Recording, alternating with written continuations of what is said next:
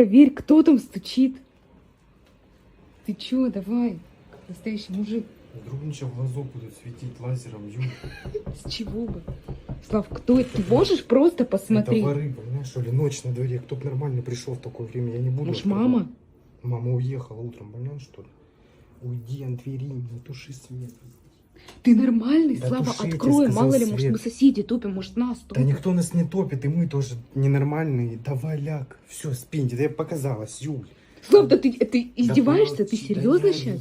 Я открываю. Нет, я сам завтра.